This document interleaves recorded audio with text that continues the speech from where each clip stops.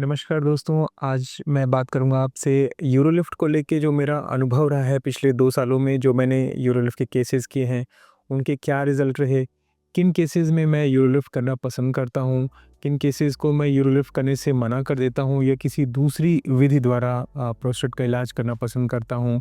क्या-क्या मेरा अनुभव रहा, कुछ खट्टे, कुछ मीठे, जो भी मेरा अनुभव है वो सारा कुछ मैं आपको आज इस वीडियो में बताने की कोशिश करूँगा। नमस्कार, मैं हूँ डॉक्टर विकास।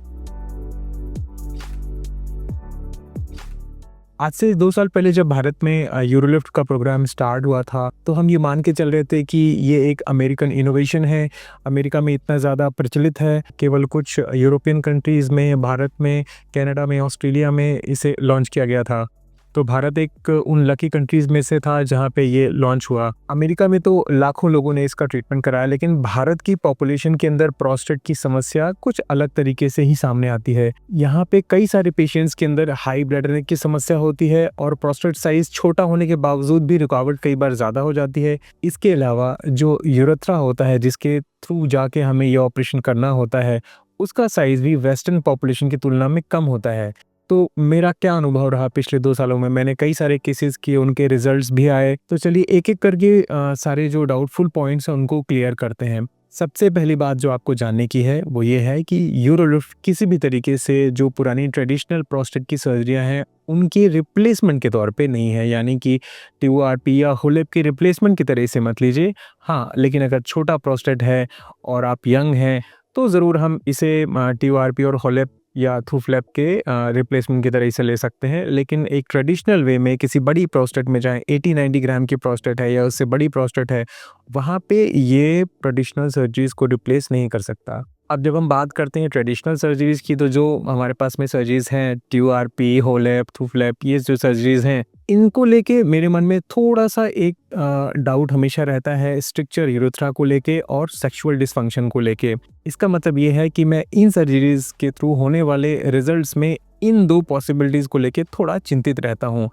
इसी वजह से जब यूरोलिफ्ट आया तो मैं बहुत उत्साहित हुआ। तो चलिए, अब भारत में भी ऐसी एक टेक्निक अवेलेबल हो गई है जहाँ पे इस तरह की समस्याओं से हमें प्रोस्टेट के पेशेंट को सामना करने की ज़रूरत नहीं पड़ेगी। तो सबसे बड़ा बेनिफिट तो ये हो जाता है। लेकिन जो बड़े प्रोस्टेट हैं, 80-90 ग्राम के प्रोस्टेट हैं, उनके रिप्लेसमेंट की तरह इसे मत लीजिए। यूजुअली यूरोलिफ्ट यंग पेशेंट्स में जहाँ पे सेक्सुअल फंक्शन को प्रिजर्व करने की ज़रूरत है, या फिर वेरी ओल्ड पेशेंट्स में जहाँ पे हम एनेस्थीसिया नहीं देना चाहते या नहीं दे सकते या सर्जरी नहीं कर सकते, कोई कट नहीं लगा सकते, वहाँ पे स्पेशली छोटे और मझोले आकार के प्रोस्टेट में इसका काफ़ी उपयोग है। बड़े प्रोस्टेट के लिए करने के लिए इसका इस्तेमाल करना ठीक नहीं होगा, उतने अच्छे रिजल्ट इसमें नहीं आते हैं। ब्लीडिंग की जहाँ तक बात है, ब्लीडिंग इसमें ना के बराबर होती है, उसके बारे में आप निश्चिंत रहिए कि इसमें ब्लीडिंग हो जाएगी। हाँ, कुछ एक केसेस में अगर इसके साथ में हमें बीएनआई करना पड़ा, तब ज़रूर थोड़ी बहुत ब्लीडिंग की आशंका रहती है, अदरवाइज़ इसमें ब्लीडिंग के चांसेस बिल्कुल नगण्य हैं। कैथेटर की जहाँ तक बात है, तो कैथेटर यूजुअली 1 दिन ही रखना पड़ता है, इससे ज़्यादा रखने की ज़रूरत नहीं पड़ती है। यानी मैं यूजुअली सर्जरी दोपहर या शाम को करता हूँ, तो अगर आपने दोपहर में सर्जरी करी है, तो आप सुबह-सुबह अगले दिन कैथेटर निकाल के पेशेंट को डिस्चार्ज कर सकते हैं। इससे ज़्यादा कैथेटर रखने की ज़रूरत मुझे किसी पेशेंट्स में नहीं पड़ी है। दर्द के बारे में बात करते हैं, क्या इसमें कुछ दर्द वगैरह होता है? यूजुअली पेशेंट को इसमें कोई दर्द नहीं होता, लेकिन कुछ पेशेंट को हल्की सी जलन की समस्या 2-4 दिन के लिए बन सकती है। अगर ऐसा होता है तो सिंपल पेन किलर लेके हम उस समस्या का निदान कर सकते हैं। लेकिन हाँ, ध्यान रखने वाली बात यह है कि इन्फेक्शन की कंडीशन में यूरोलिफ्ट नहीं करना है। अगर इन्फेक्शन है तो उसे हमें पहले ट्रीट करना पड़ेगा। तो बेहतर होगा अगर आप पहले यूरिन का कल्चर करा लें, उसके बाद यूरोलिफ्ट कराएँ।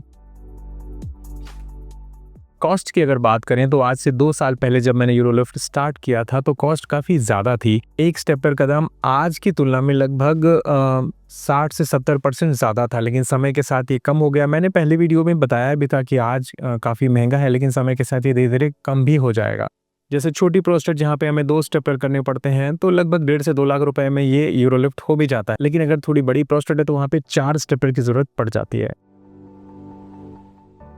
स्ट्रक्चर की अगर बात करें यानी नली की सिकुड़न या स्ट्रक्चर यूरेथ्रा, तो आज तक जितने भी यूरोलिफ्ट केसेस मैंने किए हैं इनमें से किसी भी पेशेंट में स्ट्रक्चर की समस्या नहीं आई है। ये बहुत अच्छी बात है। जैसा कि हमारी इनिशियल स्टडीज़ में बताया था कि इसमें स्ट्रक्चर रेट बहुत कम है, वैसा ही मेरे साथ में भी हुआ। किसी भी पेशेंट को स्ट्रक्चर नहीं बना है। टीयूआरपी में, होलैप में, थुफ्लैप में स्ट्रक्चर के रेट ज़रूर रहते हैं। 5 से 7% पेशेंट में स्ट्रक्चर बनता है, जो एक नई समस्या सी खड़ी कर देता है। मेरा मानना है कि जैसे यूएस के अंदर ये सबसे पॉपुलर टेक्निक है जो हमारी मिस्ट कैटेगरी आती है, यानी कि मिनिमल इन्वेजिव सर्जरी की जो टेक्निक है प्रोस्टेट को मैनेजमेंट में, उसमें ये सबसे पॉपुलर टेक्निक मानी जाती है, क्योंकि इसके अंदर सेक्सुअल प्रिजर्वेशन भी हो जाता है, स्ट्रक्चर भी नहीं बनता, फ्लो भी अच्छा हो जाता है, साथ में ब्लीडिंग की आशंका भी नहीं है और कैथेटर भी नहीं रखना पड़ता। तो ये सारे बेनिफिट मिला के इसको बहुत पॉपुलर बना देते हैं। मेरा मानना है फ्यूचर में इसके जो इंडिकेशंस है वो थोड़े और रिफाइन हो जाएंगे। किन के अंदर इसको इस्तेमाल करना है वो और भी ज़्यादा रिफाइन हो जाएगा। जैसे मुझे अब ये पता चल गया है कि किसके अंदर इसको बिल्कुल इस्तेमाल नहीं करना है और किसके अंदर इसे बिल्कुल खुल के इस्तेमाल कर सकते हैं। पूरे कॉन्फिडेंस के साथ हम उन्हें एडवाइस दे सकते हैं। तो जैसे जैसे लोग इसको अडॉप्ट करेंगे, धीरे धीरे करके उनके बारे में जानकारी और बढ़ेगी और लोगों को इसके बारे में पता चलेगा, तो इसका इस्तेमाल और बढ़ने ही वाला है।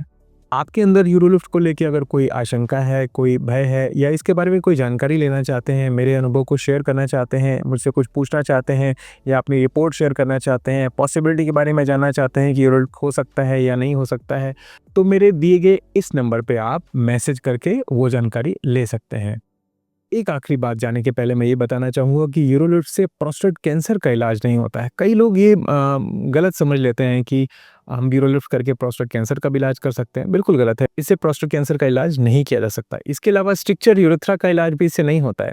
बहुत सारे लोगों को लगता है कि स्ट्रक्चर के लिए भी इसका ट्रीटमेंट में इस्तेमाल कर सकते हैं, ऐसा बिल्कुल नहीं है। स्ट्रक्चर के लिए दूसरी एक नई विधि है जिसका हम इस्तेमाल करके बिना कट के जस्ट लाइक यूरोलिफ्ट एक रिवोल्यूशनरी टेक्निक का इस्तेमाल करके उसका ट्रीटमेंट कर सकते हैं। उसका वीडियो आप चाहें तो देख सकते हैं, यहाँ पे लिंक पे मैं डाल दूंगा, लेकिन उसके लिए ये नहीं है। अगर आपको कोई सवाल है तो कमेंट बॉक्स में लिखिए, मैं रिप्लाई ज़रूर करूँगा, जैसा कि मैं अपने दूसरे वीडियोज़ में भी करता आया हूँ। नमस्कार।